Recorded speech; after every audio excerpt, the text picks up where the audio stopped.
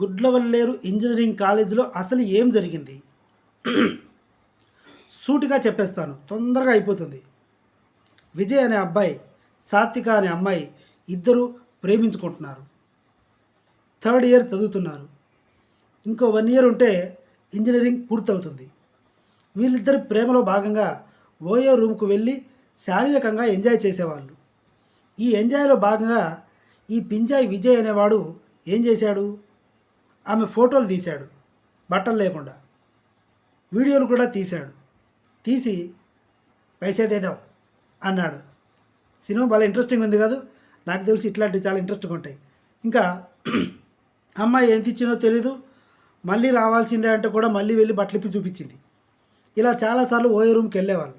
వీడికి ఏం పైత్యం పుట్టిందో, ఈ సాత్విక అనే అమ్మాయికి ఏమైనా పైత్యం పుట్టిందో, మాయరోగం వచ్చిందో తెలియదు. కానీ ఈ విజయ్ అనే అబ్బాయి సాత్వికకి 8 స్పై కెమెరాలు ఇచ్చాడు. ఈ 8 స్పై కెమెరాలు తీసుకెళ్ళి మన కాలేజ్ వాష్రూమ్స్లోనే నువ్వు ఇన్స్టాల్ చెయ్యి, నా మొబైల్కి కనెక్ట్ చేసుకుంటాను, నేను చూసుకుంటా మిగతాది ఏం జరిగినా కూడా అని ఈ విజయ్ అనే అబ్బాయి చెప్పాడు. అయ్యో నా ప్రేమ గూటమా, నువ్వు చెప్తే నేను చేయకుండా ఉండడమా? నేను చేయకపోతే నా వీడియోలన్నీ పబ్లిక్ చేయవు సినిమా థియేటర్ లాగా అని చెప్పి ఈ వీరవనిత సాత్విక ఏం చేసిందంటే తన ప్రియుడు చెప్పినట్టుగానే కాలేజ్ బాత్రూమ్స్లో ఇన్స్టాల్ చేసింది. ఇది ఇప్పుడు జరిగిన విషయం కాదు, గత 2 ఏళ్ళుగా ఇలాంటివి జరుగుతూ ఉన్నాయంట.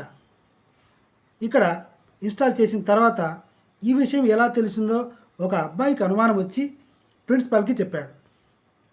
ప్రిన్సిపాల్ కాలేజీ పరువు పోతుందేమో అని భయపడి, ఈ విషయం నువ్వు ఇంతటితో మర్చిపోరా అబ్బాయి, లేదంటే నీ మీద డ్రగ్స్ కేసు పెడతా అన్నాడు.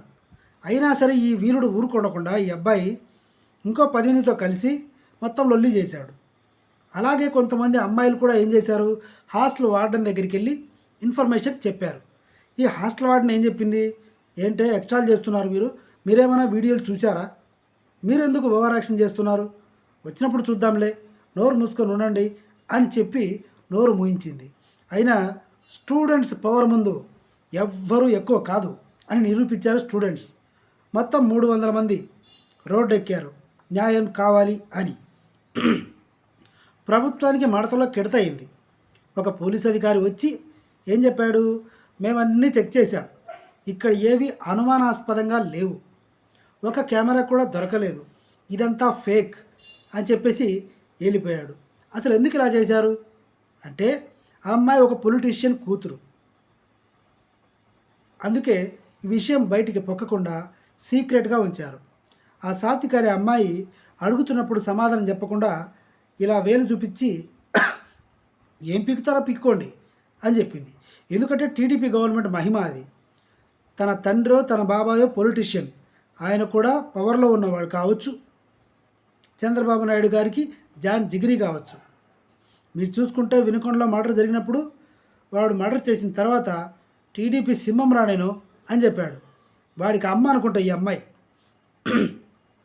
ఇలా జరిగింది. పోలీస్ అధికారి చెప్పినట్టుగా ఇదంతా ఫేక్ అయితే 300 మంది రోడ్డు మీదకి ఎందుకు వస్తారు? పాయింట్ నెంబర్ 2, రాత్రిపూట హాస్టల్ చుట్టూ కాలేజ్ చుట్టుపక్కలంతా లైట్స్ అన్నీ ఆపేశారు. ఇది కీలకమైన విషయం, జాగ్రత్తగా వినండి. కాలేజ్ చుట్టుపక్కల మాత్రం లైట్లన్నీ ఆపేసి ఈ సాత్విక అనే అమ్మాయిని రహస్యంగా వేరే ప్లేస్కి తీసుకెళ్ళి దాచి ఉంచారు.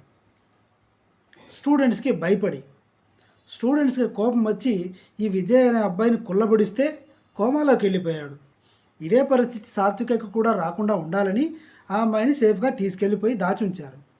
మరి ఇదంతా ఫేక్ అయితే ఇదంతా ఎందుకు చేయాల్సి వచ్చింది? ప్రభుత్వ వైఫల్యం ఇదంతా.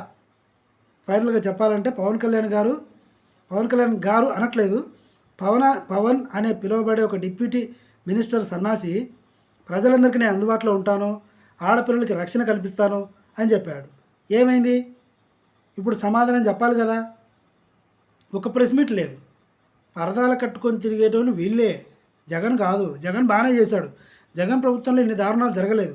అసలు ఇది జరిగింది గుడివాడ ఎమ్మెల్యే ఒక రౌడీ నాని, గుట్కా నాని హయాంలో ఏమి కంప్లైంట్స్ లేవు. మరి ఇప్పుడు ఎందుకు ఇదంతా? ప్రభుత్వ వైఫల్యం.